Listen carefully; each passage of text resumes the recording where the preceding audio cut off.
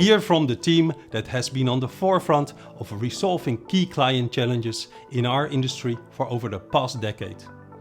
RGAX will take the stage to discuss real-life examples that position life insurance as more relevant than ever before. They will unpack numerous first-hand case studies and will share key insights on how to drive greater economic impact and opportunity. Next on stage, RGAX.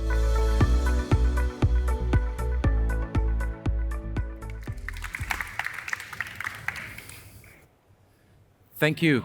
I'm here with, I'm Adriano De Matteis. I'm Managing Director for Southern Continental Europe for RGA. I'm here with Emmanuel Jenge, responsible for innovation in the same area. And such a pleasure to be here with you, Emmanuel. And I've discussed with Emmanuel many times how we can make life insurance more interesting. So there are some brands like, and Emmanuel is telling me about those brands, like Veja, like Patagonia, like Too Good To Go. Those brands pull people towards them. They are attractive. You want to have a pair of shoes, a Veja pair of shoes, and so on.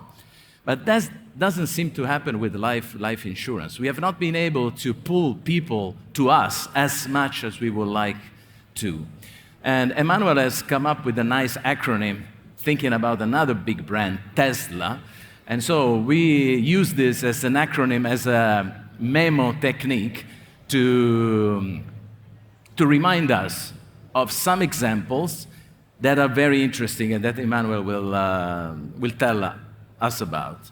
So Emmanuel, thanks again for being here. So the first letter of the acronym is the letter T. The letter T is tangible.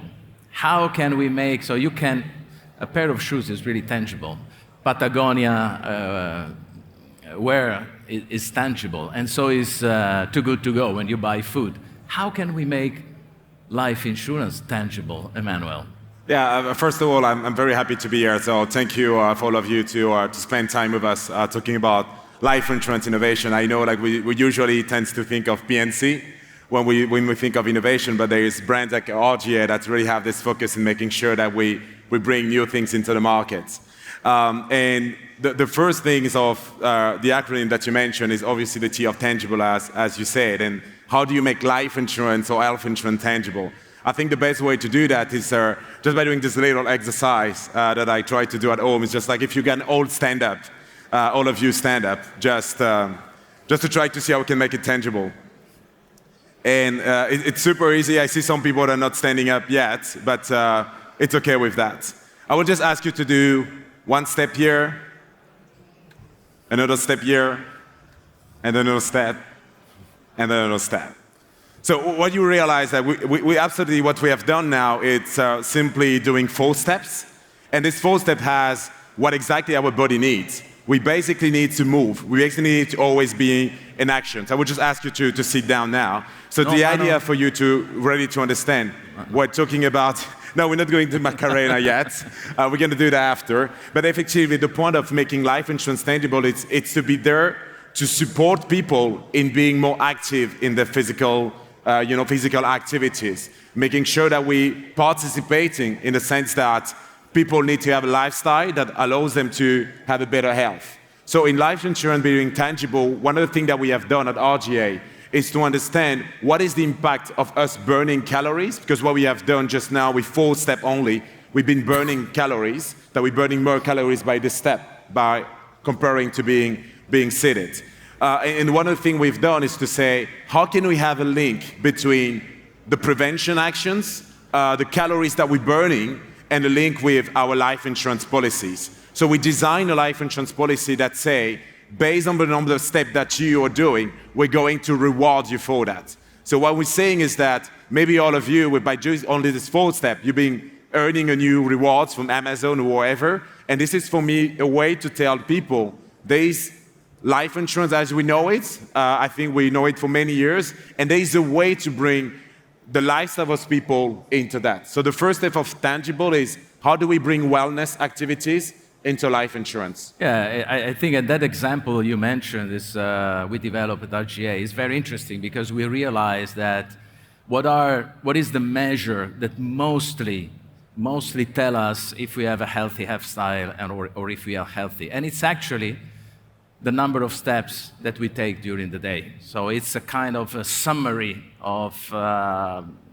it's of course not perfect, but it's the most telling about our lifestyle. Absolutely. And the second thing, how do you measure that? Well, everybody now has this device. So we tried with different devices, but then in the end, this is the best to use because we always have it with us now. And so the combination of the two made it really tangible for the clients that bought these policies. Absolutely. And on that science, obviously, you show the mobile phone, which is the technology behind it.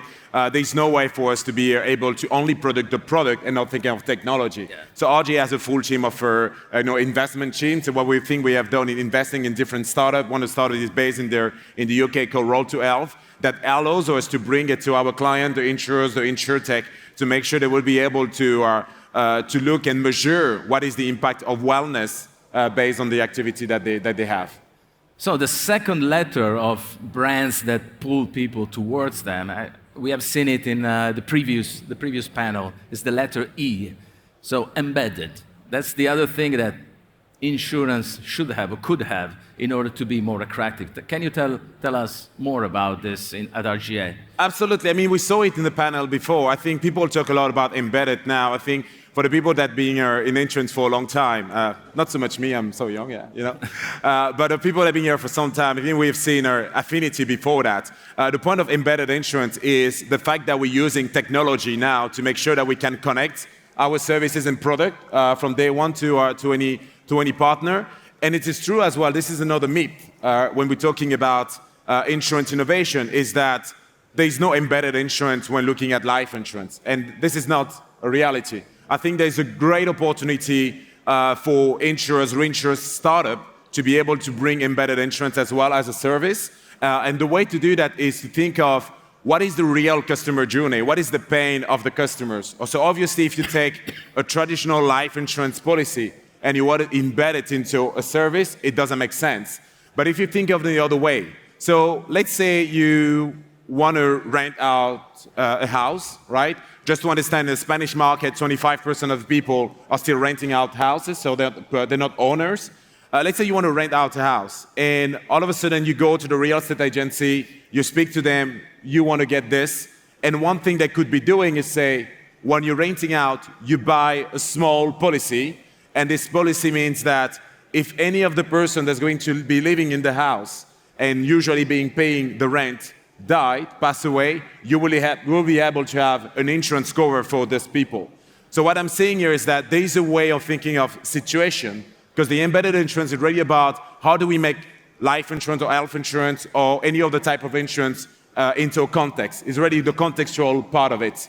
And so therefore, I think life insurance into the embedded situation has to be, how do I think better into my customer journey, into my customer pain point, and make sure I create the specific product that's going to be embedded into this. But it doesn't have to be the traditional product that we have and that we just try to throw it to people. It has to be embedded into their lives as well. In a meaningful way. Exactly. Yes, and then to continue with the acronym, so the third letter is the letter S. And the letter S is, when we think about sustainability, we usually refer to non-life insurance. That has, for sure, more components that can be immediately related to ESG policies and so on. But life insurance has also an element of sustainability, and I'm curious to know about this third letter, Emmanuel. Absolutely. I think people might say that we're very obsessed with P&C, but I think we also wanted to do with this presentation is to explain that we need to look different way. Like, as you just mentioned, sustainability, we obviously think of all of the natural catastrophe that could happen, the flooding and big fires and all of that. So we think of, hey, how can the industry prevent that? How can the industry solve people issue with their houses? Talking about non-life in P&C. But in life insurance, sustainability also has an impact. It has an impact because sustainability means a lot of things, right? So there's first one about as an organization, as a company, as RGA, how can I make sure that I'm producing sustainable products but also how do I make sure that I'm doing the right investment as well. So you know that insurance company make money out of protecting people, but also being able to have enough cash reserve to be able to invest in a good way and have an impact in the society. So the first step, I think, is also looking at what are the impact we're going to have and how we're going to invest this money. So at one point of sustainability. The other part is to understand that there's many situations on the climate change that absolutely are impacting people's lives. And if you look at the air pollutions, right? Obviously, if you live in a city where the air pollution is super high, there's a higher risk of hospitalization for people, but also a higher risk of mortality for people. So how do you take this factor into the account to design the right product that are going to allow families to be best protected against climate change? Yeah. So climate change is not only the material damages that we can have, it's also personal, family, but also health-related damages. There are things like obesity, for example. It's also part of the mission of insurers to prevent that and making sure that with the wellness proposition that we mentioned before, making sure that we're providing the sustainable product into that. The last point into sustainability that I absolutely see what is super important is going to be looking at how do we drive better behaviors for the customers? How do we make sure that they have the protection, but also they have the right behavior to help them? And what I mentioned about obesity, it's something like if you're looking at Spain as a market, we see that like 20% of the population is considered to be obese. How do you create design, product, services, but also preventing this to happen? And this is absolutely the role of the industry because we're part of this society, because what have decided, when people decided to create insurance, it was to make sure that we will reduce the risk of the others. And that's why sustainability is also absolutely on the top of the agenda of many insurers, especially in life and health. Yes, thank you very much. I think sustainability is a very important factor to be addressed by life insurance. And I think the lines you are now telling us are very important and very, very useful to trace this trajectory for life insurance.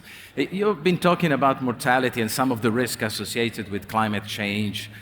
At the same time, longevity is also something that needs to be addressed because also at RGA, we started as a purely mortality company, but in the last years, we closed huge longevity transactions in several places because longevity as well is a topic. The aging population is, especially in some countries rather than others, is an element of that needs to be addressed.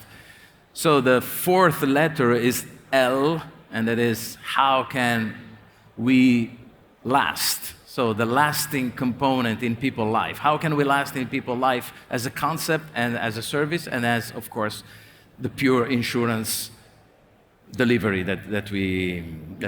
That's absolutely a very important element, obviously.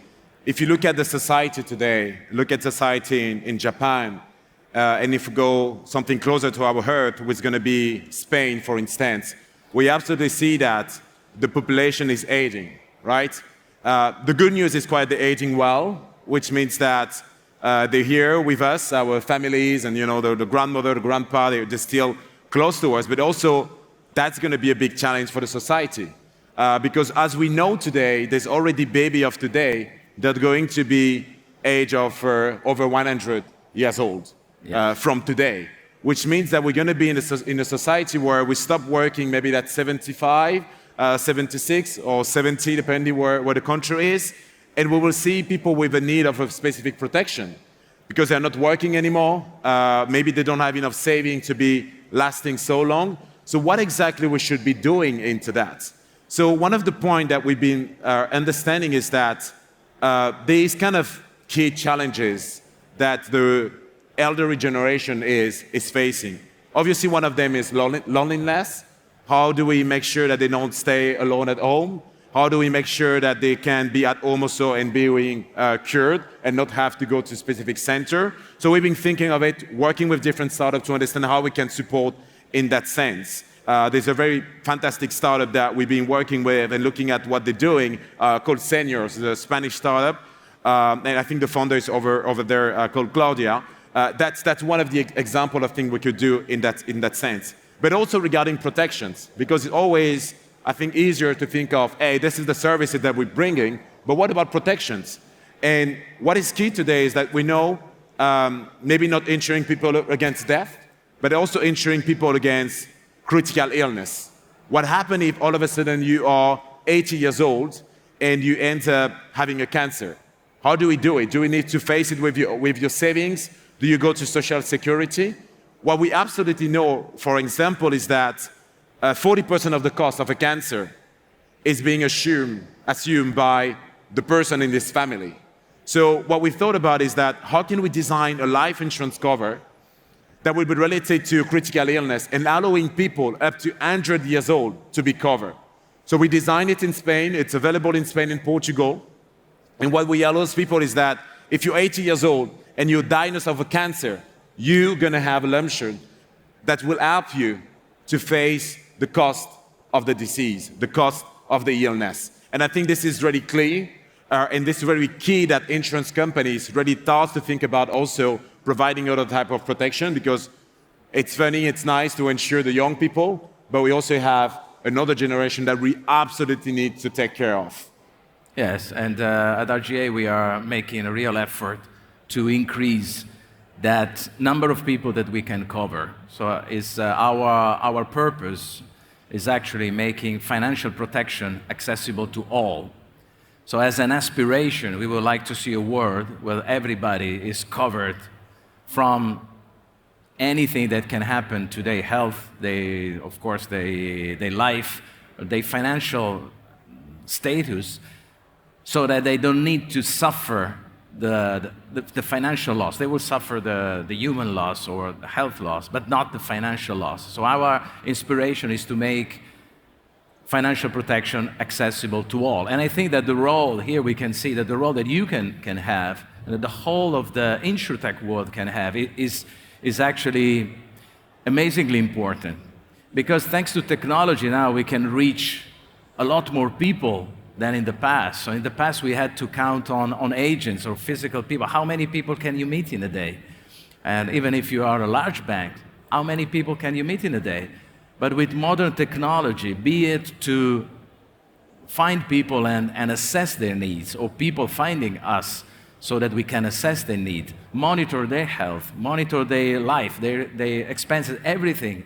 This role of technology is huge, is immense in making this inspiring purpose that we have to make financial protection accessible to all. And this is the A, the final A of the acronym that Emmanuel has created, accessible. So can you tell us more about this, Emmanuel? Yeah, the accessible to all is something that really drives us in terms of our vision innovation. You know, our RGS stands for Power of Innovation. And it's really clear for us that there's no sense to be creating financial product for a specific class of people. I think the same way as the government could have impact on people's lives, I think it's also the role and responsibility for insurance companies, financial services companies, to make sure that they're creating product for everyone. We spoke about just before about the elderly market, for instance. What we know in Spain, like over 70% of the people over 55 years old don't have life insurance or health insurance. How do we change that? How do we provide something different? One of the things that we know is that 1 in 2 person is going to have cancer. So it could be stage 1, it could be stage 2, but absolutely know that this situation is going to happen. So I think for us, it's really important to understand that how do we start with ordinary situation? Like, how do we start with ordinary situation to really understand what are the people that need something? What are the people that, as of today, we are not covering enough? What are the people that today are struggling to get the right insurance policy?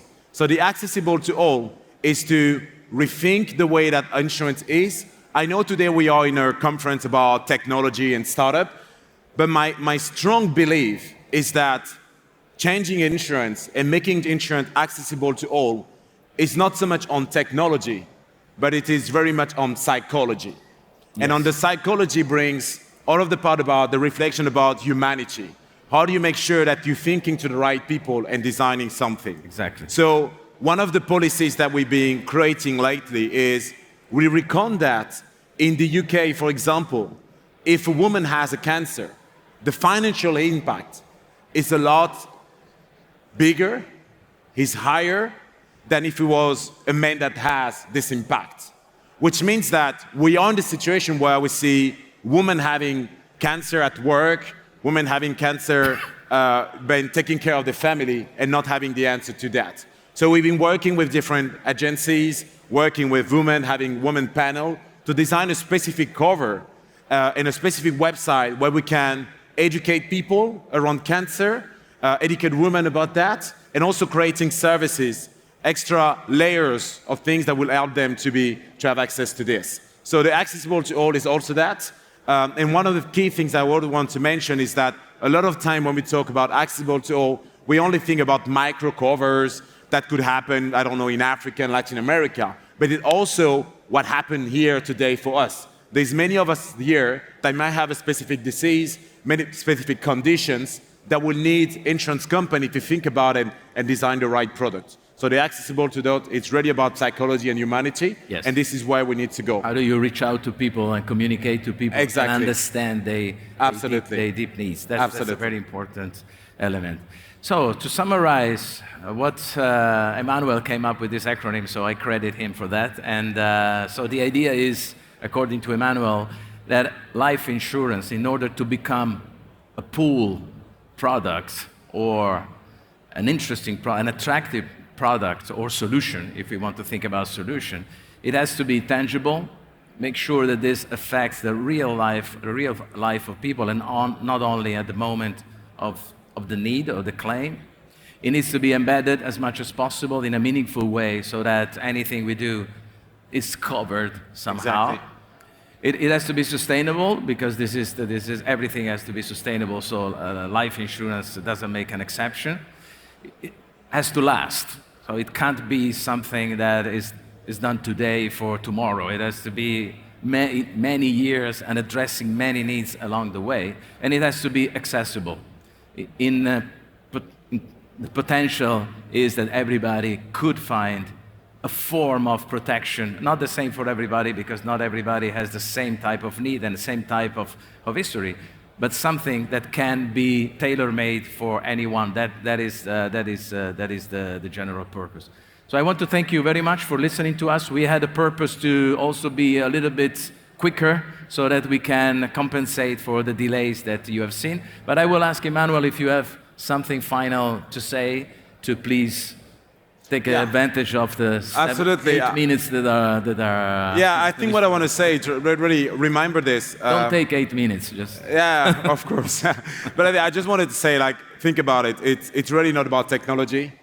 Technology is there in 2023. We all have access to technology. It's really about the psychology that we bring behind it. How do we make sure that people understand our offer? I'm not here to do any adverts of any companies, but there's a company in Italy called Vita Secure. And what is fantastic about them is they really understand. They're over there? Okay, I see them. I didn't know you were there. But they really understand the psychology of customers. And this is how they're being successful in helping customers the best way possible. And they have a fantastic way of using sustainability by when you buy your policy, you can also support another family. And I think this is the real purpose of life insurance, the real purpose of health insurance. Obviously, there's money behind it, but also the purpose of protecting people the best way. So go back and use more psychology and behavioral science to make sure that you're creating the best cover for people. That comes from a tradition in Naples, you know? Yeah, exactly. Yeah. And somebody leave a coffee sospeso pays for a coffee for somebody that cannot afford the coffee and may come into a bar and ask, is there a sospeso, suspended coffee, so that also people that were very poor and couldn't afford the coffee could actually get the coffee for free. So thank you very much. Approach Emmanuel for all the examples he just made, maybe in a fast way if you want to have more details, and enjoy the conference. Thank you. Thank you.